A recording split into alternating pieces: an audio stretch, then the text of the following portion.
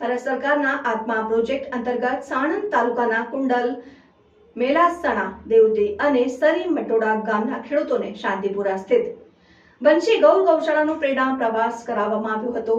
જોતા રહો Bharat times news. Sanand તાલુકાના એટીએમ રેણુકાબેન મેરિયાના માર્ગદર્શન હેઠળ ખેડૂતોના પ્રવાસનું આયોજન કરાયું. પ્રેરણા પ્રવાસમાં પ્રખ્યાત ગોપાલક ગોપાલભાઈ સુતરિયાની બંશી ગીર ગૌશાળાની મુલાકાત લીધી હતી.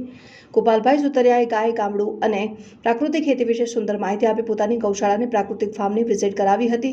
ગાય આધારિત પંચગવ્ય ધાતુમાંથી તૈયાર કરાયેલો ગૌકૃપા અમૃતમ બેક્ટેરિયાની 1 લીટરની બોટલ સર્વ ખેડૂતોને ગોપાલભાઈ સુતરિયા તરફથી ભેટ આપવામાં આવી. કુદરતી વાતાવરણમાં ગાયોની ગૌશાળા અને પ્રાકૃતિક ખેતી જોઈને ચીરા ચાલો ખેતી છોડીને ઓછા ખર્ચે વધુ ઉત્પાદન આપતી ખેત પદ્ધતિ અપનાવીશું તેવો ખેડૂતોએ સંકલ્પ લીધો. પ્રવાસ દરમિયાન ખેડૂતોએ આભાર સાથે પોતાના પ્રતિભાવો વ્યક્ત કર્યા હતા. જોતા રહો ભારત ટાઈમ્સ. ગૌશાળામાં આપણે આવ્યા છીએ. સારી ગાયો છે, બધે અમને ફેરવ્યા, પ્રાકૃતિક ખેતીની બધી માહિતી આપી અને ખેતી કરવા બધા. આત્મા પ્રોજેક્ટના બેન રેણુકાબેને અમને ગૌશાળાની મુલાકાત લેવડાવી અને બહુ ઓર મજા આવી અમને. અને ખેતીવાડી વિશે બહુ ગોપાલ સુતરિયાએ બી માહિતી આપી. તે બદલ એમનો ખૂબ ખૂબ આભાર. રેણુકાબેનનો ખૂબ ખૂબ આભાર.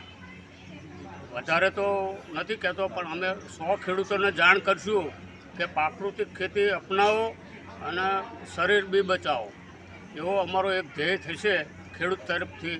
અને હું પોતે બાગાયત ખેતીને વધારે માનું છું. મારા ખેતરમાં બી બાગાયત ખેતી છે, દાડમ, સરગવો, આ બધું મેં વાવેતર કરાવ્યું છે. અને એ પ્રાકૃતિક ખેતી જ હું કરું છું. દાડમમાં બી ગૌમૂત્રનો છંટકાવ કરું છું.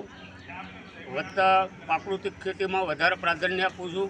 હું પોતે પ્રાકૃતિક ખેતીના અનુસંધાને વધારે ચાલું છું. અને હું ટૂથપેસ્ટ પણ આયુર્વેદિક વાપરું છું. મારા વર્ષ 59 વર્ષ થયા, હજી એન્ટીબાયોટિક દવા બી મેં વાપરી નથી. એવું બધાને હું સૂચન બી કરું છું. ખેડૂત મિત્રે બહુ આનંદ વિભોર રહ્યા, એ બદલ ખૂબ ખૂબ આભાર રેણુકાબેનનો અને ગોપાલ સુતરિયાનો. ખૂબ ખૂબ આભાર. જય હિન્દ, જય ભારત. આ બંશી ગૌશાળામાં અમે આજે પ્રોગ્રામમાં આવ્યા છીએ. એમાં બંશી ગૌશાળામાં ગોપાલભાઈ સુતરિયાએ જે ગાયો વિશે અમને માર્ગદર્શન આપ્યું અને ખેતી વિશે માર્ગદર્શન આવ્યું, એ વિશે અમે ઘરે જઈને એનું પાલન કરીશું. ગાયો વિશે જે રીતે ખેતી કરવી એના વિશે માર્ગદર્શન અને ગાયોને ગૌશાળામાં અમે જોયું, તે અમને સારું લાગ્યું. અને ગાયો બધી સારી છે અને કઈ રીતે ખેતી કરવી, શું કરવું, એ બધું માર્ગદર્શન આપ્યું. અમને જે આ પ્રોગ્રામમાં લાયા એનો મને ખૂબ ખૂબ આભાર.